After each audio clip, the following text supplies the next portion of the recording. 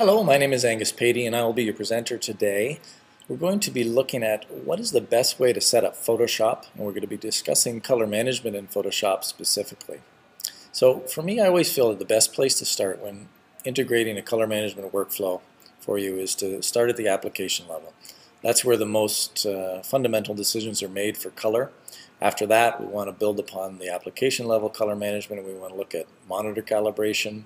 Once we have an accurate display and we have an accurate usage of how to handle files that are incoming and outgoing, then we want to look at doing our output profiling. That might be proofing, that could be an in-house proofer, going out to press, an inkjet printer, things like that. So as I say, the best place to start when you're getting involved in color management for the beginning and the first time is to look at it at an application level. We want to make sure that the profiles that are coming into your environment are handled properly and that they're being color managed properly.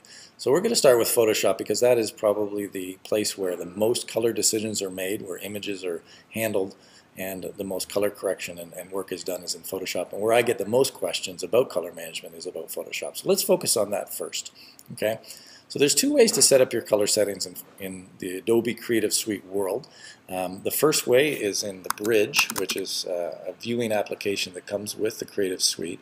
And if you want to synchronize your settings for all of the different Creative Suite applications, and you utilize InDesign and Photoshop and Illustrator, then you'll want to do your color settings setup within the Bridge. Now within the Bridge you have the Creative Suite color settings, and that's available under the Edit menu. Within the Edit menu we have the ability to select a few standardized settings that Adobe has presented for us. The best one that I like is North American Prepress 2. Now this one is for printing what they say common printing conditions in North America. Okay, this is the safest setup that you can have when you're unsure of exactly where your CMYK file is going. This is being set up for swap standards, and it is a very universal standard for printing in North America. Now if that wasn't set up, you would hit apply and you would close the dialog box. I'll hit cancel because it's already been applied. So what that does once you hit apply is it goes out to all your Creative Suite applications and it ensures that all of them are using the same color settings. Now if you go into Photoshop or InDesign or Illustrator, you'll see when you go into color settings now that the diagram of the icon at the top says that you have synchronized your Creative Suite applications, that they're all using the same color settings for consistent color management. That's a great start.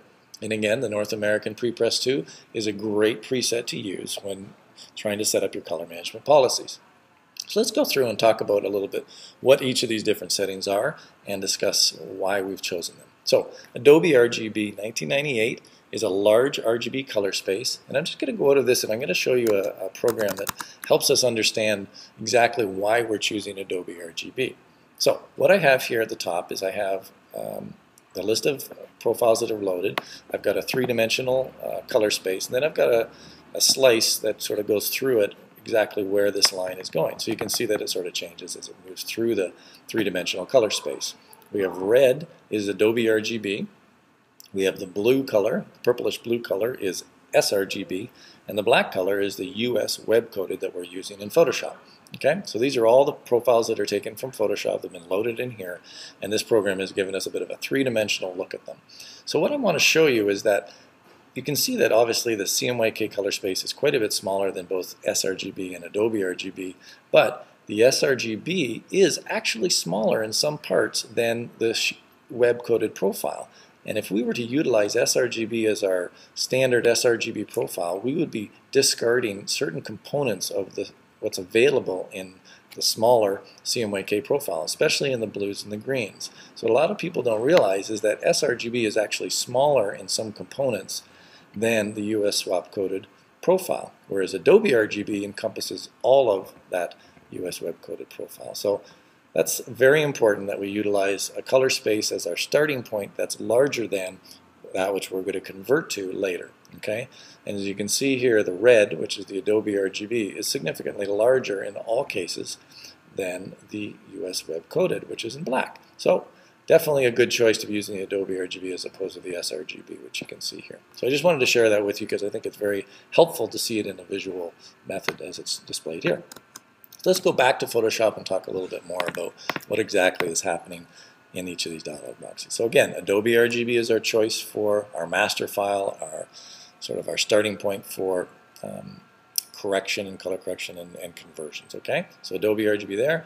US web coded again is a good universal standard for printing conditions within North America. It is a standard that's applied by a number of printers across North America and is a fairly safe bet if you're distributing images to a number of different printers. Okay, if you do know that it's going to a sheet-fed press, it is possible to do a conversion, which we'll talk about in a separate module about how to convert profiles and how to utilize the custom profiles that are available in Photoshop for destinations that may be different than the US swap coded. Okay, but as a safe choice, US web coded.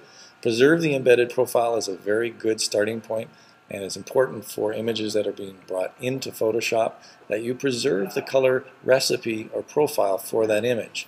If you were to discard a profile for an image that came in that was set up as sRGB, and you said discard the color profile, Photoshop's going to use Adobe Rgb because that's its fallback or its default working space to display that image. The result is that that image is going to look oversaturated because it's applying an Adobe Rgb profile to the preview, and that preview is inaccurate from the original.